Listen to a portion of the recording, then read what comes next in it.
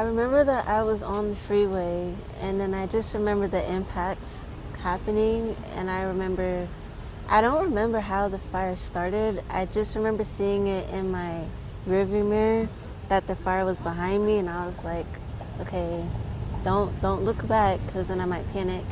And your body goes into fight or flight. So I was just kind of wondering, like, okay, how did my car catch on fire? What's happening? And just trying to stay calm. And I actually watch a lot of suspenseful movies, so I was thinking back to them, like, oh, how am I gonna get out the car? And just praying, to God. Like, I just remember asking him, like, okay, is this really happening? And if you can hear me, like, if you're real and you can hear me, like, can you save me out this fire? Because I grew up as a believer, but like sometimes I would have doubts about if I'm ever really hearing God's voice and he's hearing me. So I just kept saying that. I'm like, if you can hear me, like, please save me. And I just remember being pulled out. I remember the officer looking in the car with the flashlight. And then I was like honking my horn because I didn't know what else to do. I can't break the window. I kept thinking I could break the window. I kept trying. But I eventually started leaning on my horn, and then he broke the glass and pulled me out. It was my first time seeing fire up that close. I've never been camping. I haven't been in front of a bonfire before, so I was kind of like shocked, like, oh my goodness, that's fire and that can kill me. So how am I gonna fight against the fire? And I was just praying. I was saying, the first thing I said was, Lord, is this my fortune? Like, is my really about to die? And then I told myself, I'm not gonna die. I'm gonna fight to get out. I don't know how I'm gonna get out, but I'm gonna get out.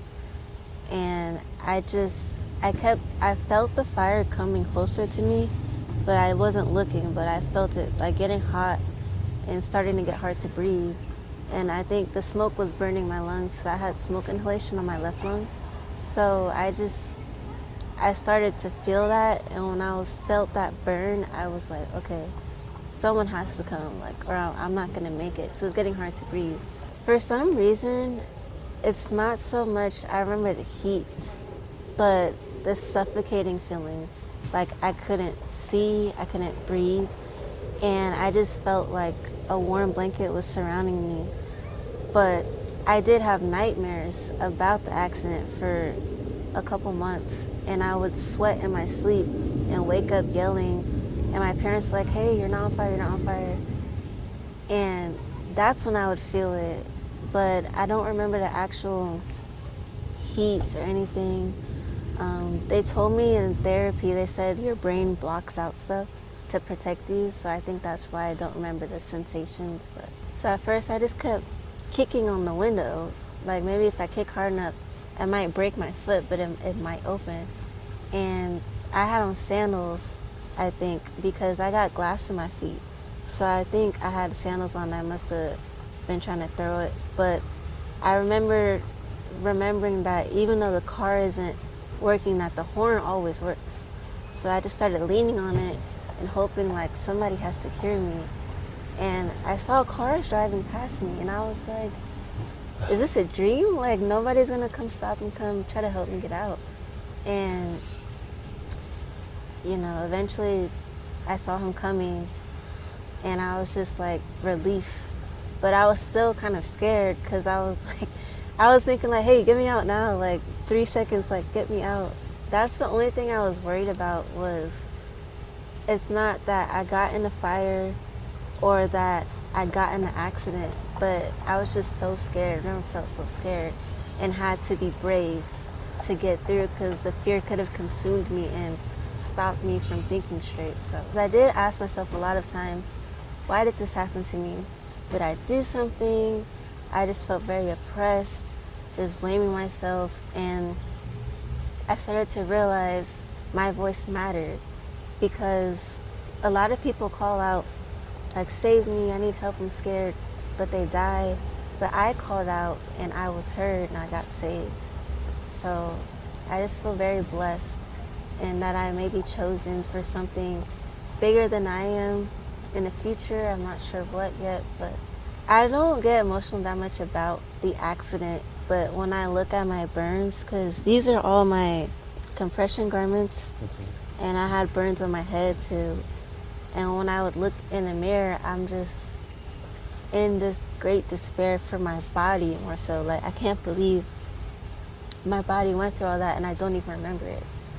So I did used to cry a lot, actually. The first couple of weeks, also the pain was unbearable. And more so, I actually got emotional recently because I'm a very outgoing person, very social, athletic, and realizing I can't do all that stuff right now is just hurting me. And I want to help people. Like, that's my goal in life, is to help people get closer to God, help heal people, help, make people feel better about stuff they're going through. And I just kept saying, who's gonna help me? Like, why am I going through this when I help so many people? And it's just, and then the shock too. Like, I still sometimes ask myself, like, that happened so fast, it's already December. And it feels like, to me, like it just happened. But every time I wake up, I'm reminded, okay, this was a long time ago.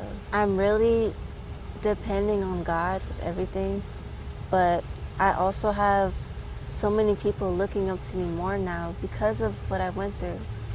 And I don't feel the pressure of that. I feel scared. Like, I don't know what people think of me when they're seeing me. When I'm at physical therapy and at the hospital, people look at me through the window in the gym and they're so happy for me, but I'm just like, oh my goodness, like, it still feels hard. And they said I'm recovering very quick, which makes me feel a little better, but it's just so scary to think I have these burns on me and I don't know how they're gonna heal, what I'm gonna look like in the future. And I have to do these stretches and exercises all throughout the day. It feels like a full-time job, but just scary that I'm recovering from something that was so traumatic like that, like so tragic, versus recovering from a loss of someone or, a regular sports injury. Like, this is just it just feels bigger than me. It feels unbelievable. Like, I think the days where I actually don't have all my garments because I have to wash them, they gave me a type of wrap to wear. And those days I feel the most scared because I feel like I'm back in the hospital when I had to wear those bandages, and they would do wound care with me all the time, but I was on ketamine and it was horrible. It was horrible. Every time I take a shower, I think about it. When I had to get bathed in the bed and it would feel like my body's on fire. And they would give me medication, but they're like, she might need more medication. She shouldn't be able to feel this or say these things. And I'm like, no, like, I'm on fire. And some days I am pretty strong and just confident going out. Like, I don't care what people think of me. I have a mission in life and I'm gonna keep going and keep fighting.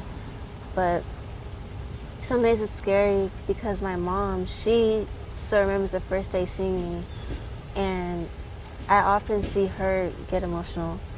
And having that PTSD at, like, it was 4 or 5 in the morning, she gets really scared and she can't sleep. And I just watch her and I just feel horrible. And then I feel like I'm being put back in a position and we're both just like, wow. But, just really, really having a positive mindset through all of this is what is really helping me, I think. You're an ASU physical therapy student. Why did you want to become a physical therapist? So originally, I'm an athlete. I just wanted to help people heal and recover the way that I was helped And also, I love seeing people progress. I love helping people on their journeys, and being able to see someone from beginning to the end just really warms my heart and encourages me to just keep going and fighting through any battles I experience. So I wanted to be able to help heal them, but also strengthen them in different areas of their life that they didn't know about while they're recovering, helping them see the good sides to everything. I actually did change my major to psychology, and this happened during the hospital though. I wanted to understand all the different aspects of where fear comes from, anxiety comes from, how people deal with trauma, how people cope through different behavioral actions. I just wanted to know why. And I want to be the person that people can talk to, like a therapist, about anything their hearts desire, and also have the belief and faith that everything is going to be okay. Because that's what I kept wanting to know, like, is everything going to be okay?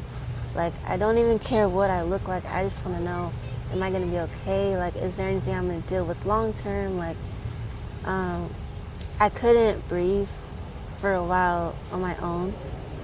And when I couldn't talk. I couldn't eat or drink.